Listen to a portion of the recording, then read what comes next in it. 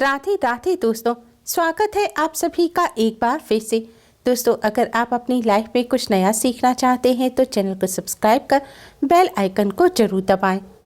दोस्तों, पुरुषोत्तम मास की कृष्ण पक्ष की एकादशी को परमा एकादशी का व्रत रखा जाता है।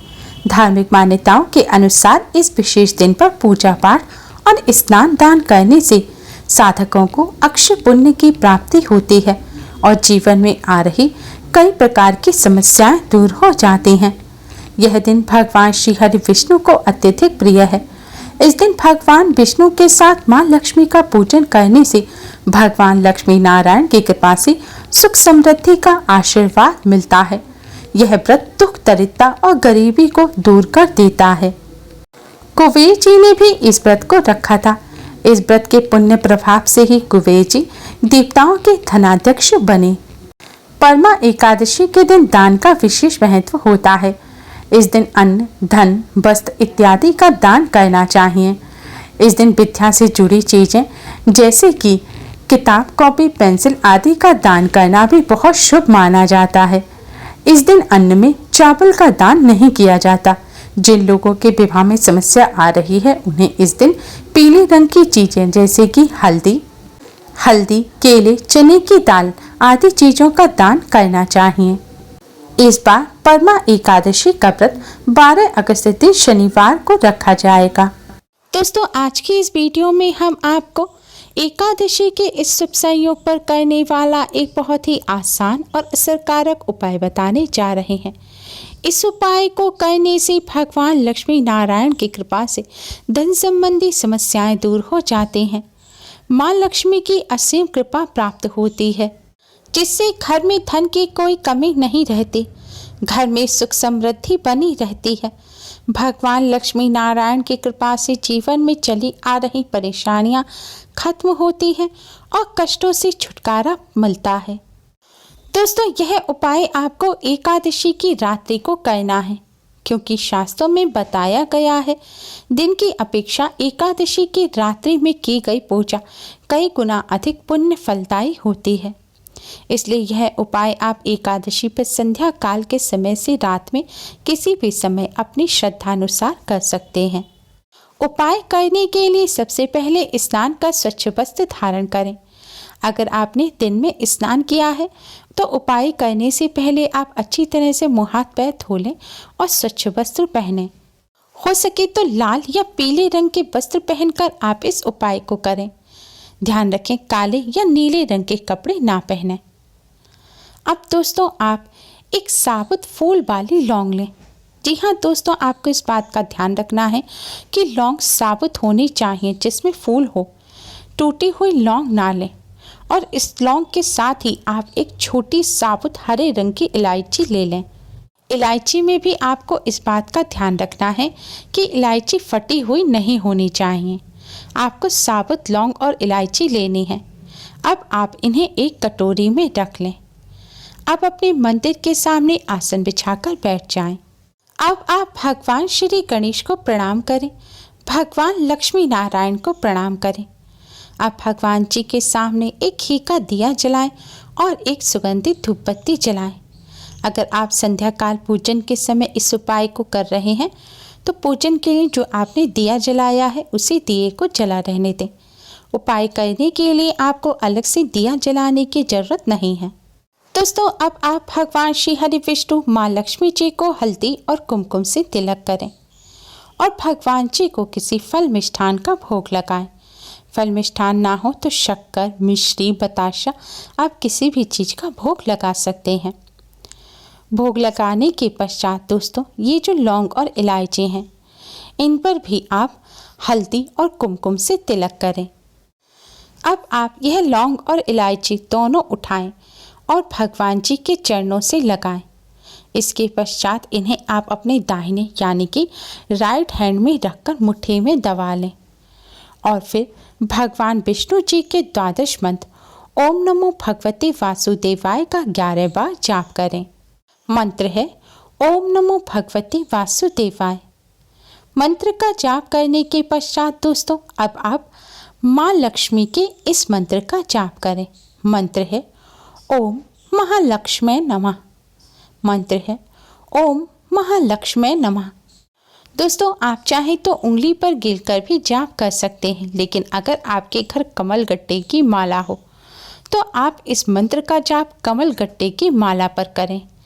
ऐसा करना अति शुभ रहता है। ऐसा करने से माँ लक्ष्मी अति शीघ्र ही प्रसन्न हो जाती हैं। दोस्तों, मंत्र का जाप करते समय आपको बीच में बोलना नहीं है, यानी कि लगातार 108 बार आपको मंत्र का जाप करना है, तभी माला पूर्ण होगी। और यह भी ध्यान रखें, मंत्र का जाप करते समय आपको यह लौंग और इलायची अपनी दाहिने हाथ यानी कि राइट हैंड की मुट्ठी में दबाकर ही रखनी है। जाप पूरा होने के पश्चात अब आप यह लौंग और इलायची भगवान श्री हरि विष्णु माँ लक्ष्मी जी के चरणों से लगाएं और फिर भगवान विष्णु माँ लक्ष्मी जी के मंत्र से अभिमंत्रित इन लौंग और इलायची को आप एक पीले रंग के कपड़े में रखें। आपको एक छोटा सा पीले रंग के कपड़े का टुकड़ा लेना है।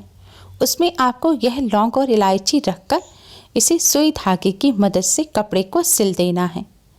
आप एक छोटा सा पाउच बना लीजिए और उसमें यह लौंग और इलायची रख लीजिए। अगर ना सिल सके तो आप कपड़े में गांठ बांधकर छोटी सी पोटली भी बना सकते हैं।